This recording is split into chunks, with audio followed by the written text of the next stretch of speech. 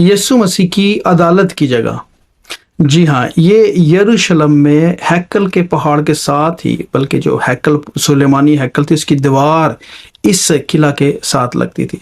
इसको Antonia fortress कहा जाता है। ये एंटोनिया का किला है और यहाँ पर ही पैंतुस पिलातुस के वक्त में यीशु मसीह की जो है वो अदालत की गई थी। और इसको विया डोलोरोसा मुकाम से भी जोड़ा जाता है। ये उसका पहला मुकाम है। विया डोलोरोसा, जिसको जो लातीनी में कहा जाता है, इसका मतलब है मुसीबत का रास्ता, दुख भरा रास्ता। और ये पूरे का पूरा रूट है जो तमाम उन जगहों को आइडेंटिफाई करता है जहाँ पर यीशु मसीह ने मसलूबियत का वक्त गुजारा था, जहाँ से गुजरे थे, जहाँ जहाँ पे कुछ कलमात कहे थे।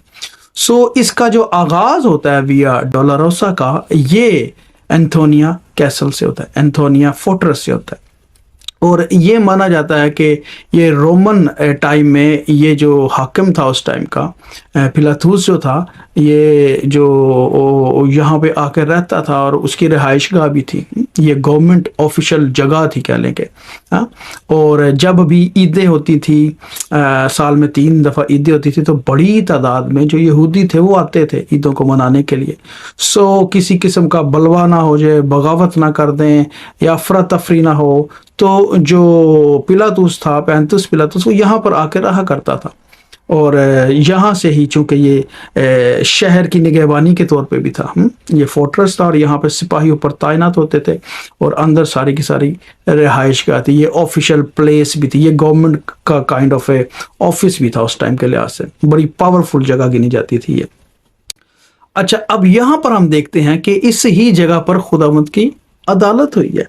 और जितने वाक़यात है ना, मत्ती 23 बाब, मत्ती 27 बाब, मरकस 15 बाब, लूका 23 बाब, यूहन्ना 18 बाब, उसमें जो वाक़यात है खुदावंद के, वो मोस्टली यहाँ पर ही वक़ू हुए थे।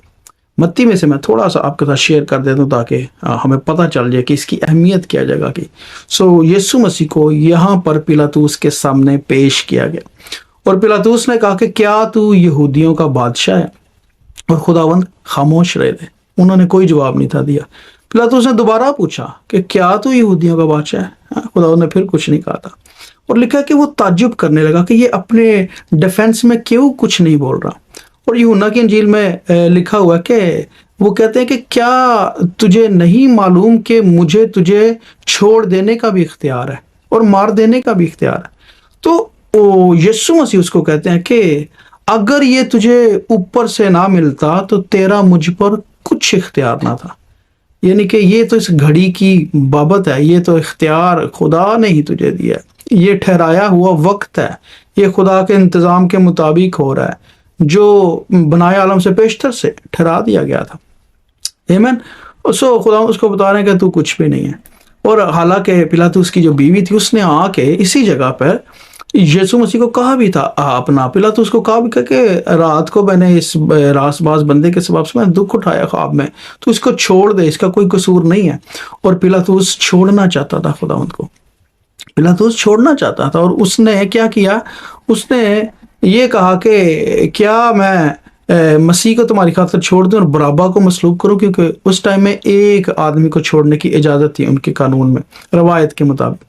तो लोगों ने हुल्लड़ मचा दिया, उन्होंने शोर शराबा कर दिया। उन्होंने कहा कि नहीं, बराबा को छोड़ दे, लेकिन मसीह जो है वो मसलूब हो।